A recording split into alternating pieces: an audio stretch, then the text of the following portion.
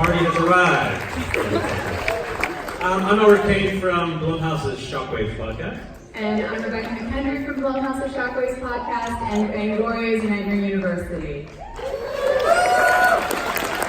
And thank you everyone for coming tonight. We have a lengthy list of people who will be joining us up on stage. Let's start with director Chelsea Stardust.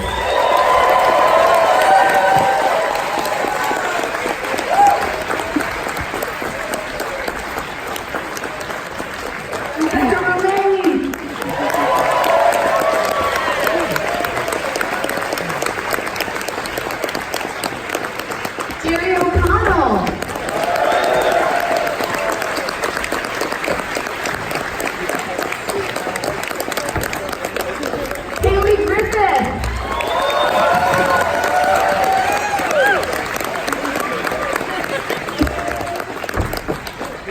Modine.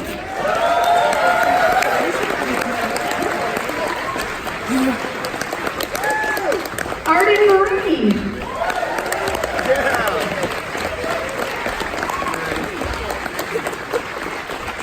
Bowen.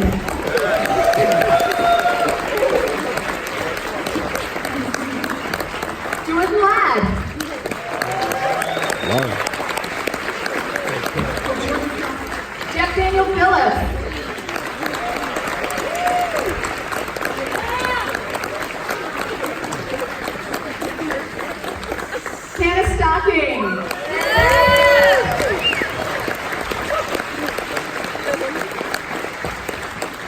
Clarke Wolfe.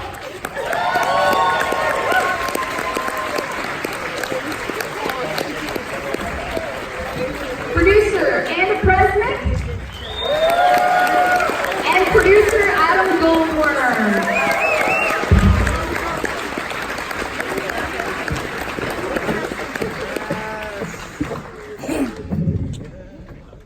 I love Scorsese's After Hours, because you know, and I love movies where characters get lost in a bad night, and I see that's written all over this. And this also has Grady Hendrix, written all over it, obviously. What was it about the material that spoke to you and made you want to do this? Because it's such a great tonal shift from your earlier film this year. Yeah. And All That We Destroy, which I love as well. So 2019 is a big year. It was a big year. Yeah. So what was it that drew you to this? Because this is just such a bold, balancing act, I think, in a lot of ways. Yeah, so a friend of mine slipped me the script in 2017. She read it, she's like, you should check this out. And I looked at it and was like, oh, that's written by Grady Hendrix, and I was a huge fan of his books. And I read it, and I said, this movie's batshit crazy, I can't wait to see it get made.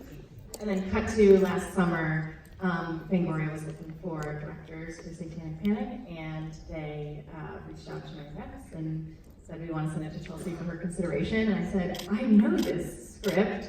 And then I didn't realize Fango was attached until then. And I said, I would love to be a part of the Fangoria family. And the script itself, I loved that it was a movie that was completely run by badass women. Women run this movie, they own this movie. And I thought seeing the Satanic cult/coven run by women was so badass. And I loved the commentary on classism it was making. So I was like, I need to do everything I can to get this movie, and I have to sign my name to the devil. Rebecca and Jerry, could you talk about what you saw the first time you read the script and really what drew you to the project? Personally, there's just nothing more fun than playing relentlessly evil. It's just, I'm a lifelong horror and gore fan. I've never actually worked in this genre, so this was a first time for me. And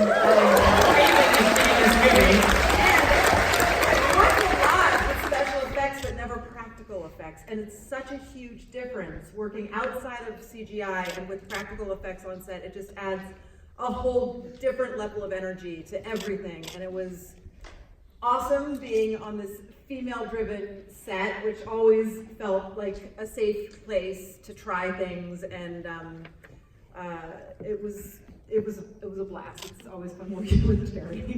We only had one scene together. Remember that one scene we had together? No, I really wanted to do the film. We've been married now for a dozen years.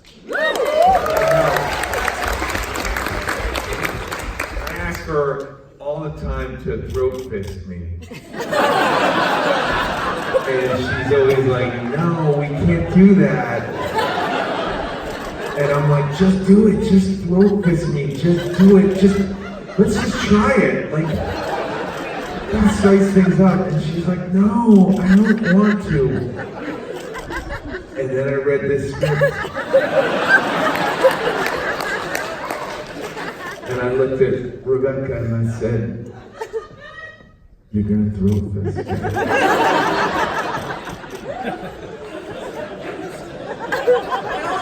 It's on camera. I want to return for a second to the throat fisting. Talk about putting this cast together, because this is a true ensemble. Like, you know, it takes this entire fabric, almost like an Altman movie or something, even though it's this, you know, wild horror film. Talk about how you put it together. Obviously, there's casting directors involved, but what you're looking for to fill out these roles. Yeah, we have an incredible casting director. I don't know if Goobs is here, but he was amazing. Is he here? Where are you? Yeah! And yeah, I was, you know, when we were brainstorming about casting, and for Hayley Griffith, her, you know, this character, this was Hayley's first feature film.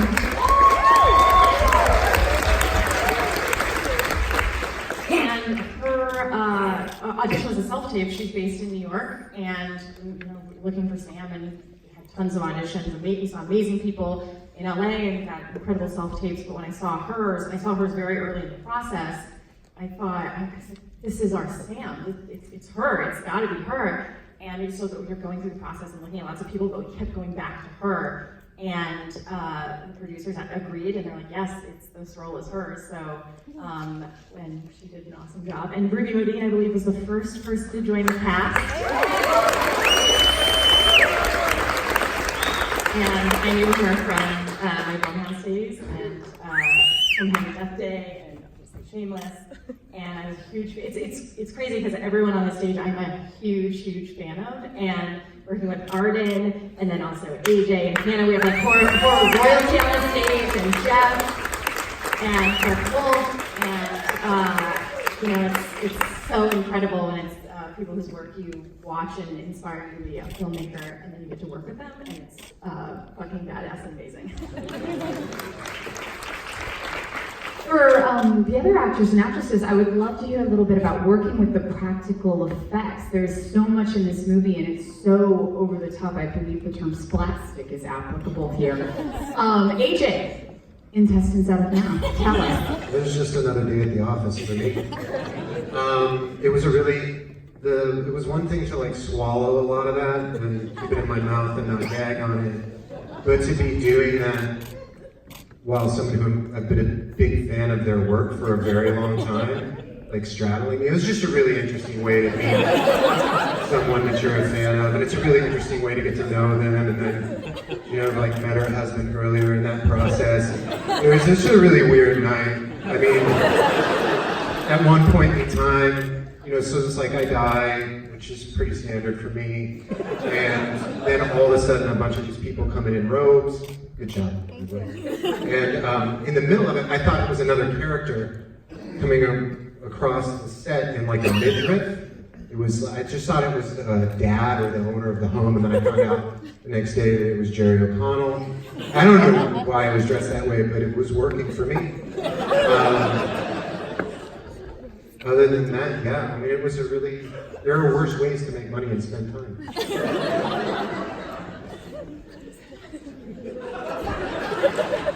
Jerry did wear a crop top. It was Halloween.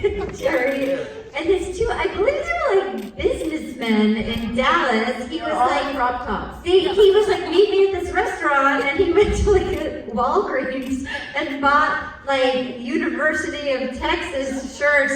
SMU shirt, and then he cut them all off and he handed them to these like local businessmen and goes, here, put this on. And then they went to like a Houston's, and he made the three of them go eat, and they did it, and then Jerry came to the set and hung out like that. He wasn't working, he was just there in a crop top, and he was in that for like 36 hours. was amazing. And then Rebecca took pictures of him that she posted of what she woke up to in her hotel room. He kept on the crop top. I have so many pictures from that night. It's incredible. They're so far behind.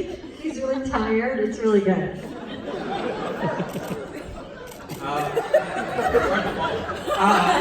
What about shooting in Dallas? Because that was an interesting location for obviously Fangoria. I know is based there now, but it actually the big houses. There's something about it that really sold Satanism in Dallas, Texas. So talk a little bit about it. It feels very isolated shooting.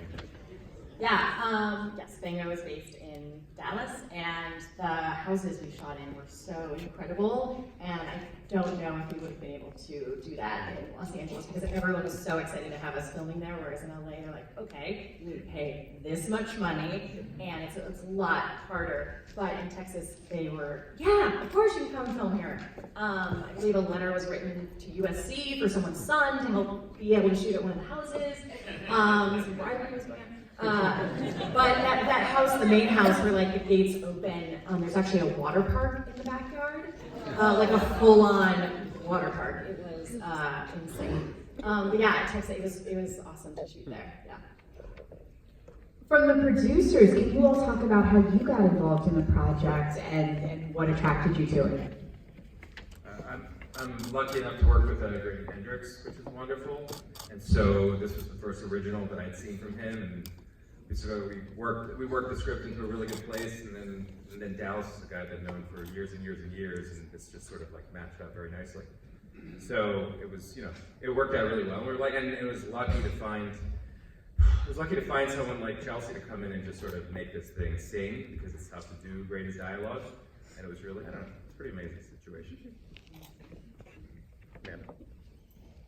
Yeah, I mean, I work full-time at Fangoria in Cinestate alongside Dallas, and I remember when I got the script for the first time, we read a lot of stuff, and it's rare that something is a true page-turner, and I remember when I first got the script, I couldn't put it down. It's so fast-paced, the dialogue is incredible, and then encountering this story of 4 powerful women and all of their cohorts, I was like, okay, cool, when can we make this? Can we make it tomorrow? Let's go. So I just remember being so excited, and working with Adam and Grady was a delight, because Grady in person is like the movie reads, he has that energy and spirit about him, so it was really great.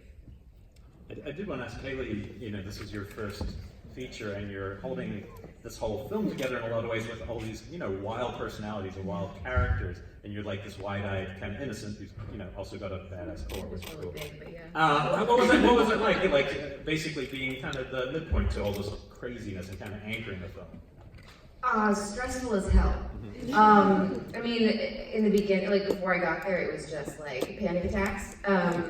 But thankfully, once I got here, everyone was super supportive and really amazing, so it kind of took a lot of the pressure off. So thankfully that helped a lot. And Chelsea, could you talk a little bit about the post? Like, I was so impressed with the music in the movie and some of the other post things that you did with it, the graphics and everything. Yeah, so I knew from the very beginning of the script that I wanted it to go into animation as sort of an homage to Creepshow and Dangerous Lives of Culture Boys and a bunch of other movies I love that have sort of a mashup of animation and live action. And the animator I just put basically a call out to friends, and I was like, hey, can anyone suggest animators? I'm looking for something in Creepshow. And my friend John reached out and was like, hey, I know this guy, you should reach out to him. I did, and he said yes. And that's how we have those amazing opening credits, and the song is by Wilson Keller. And for the score, I wanted something that was sort of a John Carpenter synth mixed with like 70s giallo, like Goblin. Okay. And I've been a fan of Wolfman of Mars's, and I saw Boogeyman Pop, and from that, I was like, I love these guys, and started following them listening to them on Spotify, and following them on social media, and then I just reached out on Instagram and said, hey, I'm a big fan, I have a movie, would you be interested in scoring it? Here's the deal, here's what it is. And they said, we'd love to, and I just started collaborating, and they're actually located in Boston, so we were doing everything remotely. So they'd send me cuts of movies, they'd send me scenes, and I would give my notes on the score. And I'm so excited about it. And maybe there'll be a final release in the future. You'll have to wait and see.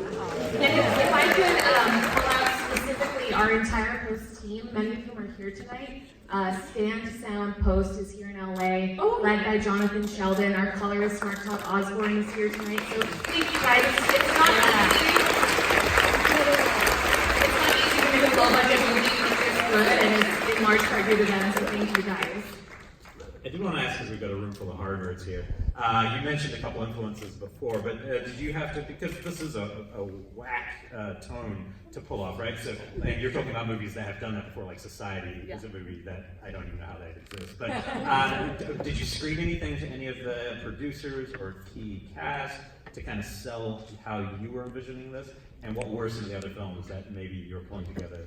Yeah, so I when I was first pitching myself for the job, I sent a bunch of stills and references for movies, honestly, Jennifer's Body and Evil Dead and Breaking Hell and Orgasm, and there's some Rosemary's Baby obviously in there. And I remember, I think I gave Hayley and maybe Ruby some suggestions of things to watch. I also recommended they watch My Best Friend's Exorcism. I thought that was really important to see that, female relationship, and Jennifer's Body as well, to watch that. And because Jennifer and Ruby's relationship is sort of a little similar, sort of exists in the same world.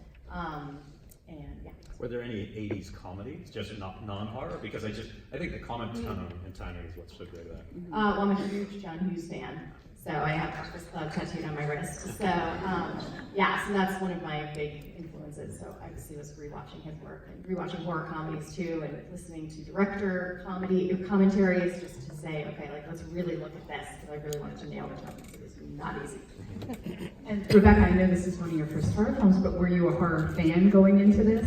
Yes, lifelong since I was a child. Yeah, I've rented every single one on the wall of the video store. Back when we used to do that. It was a huge honor to finally get to sing my team. And if I could make a plug, the cover of Fangoria issue number 5 dropped today, and Rebecca Romijn is on the cover. So there you go.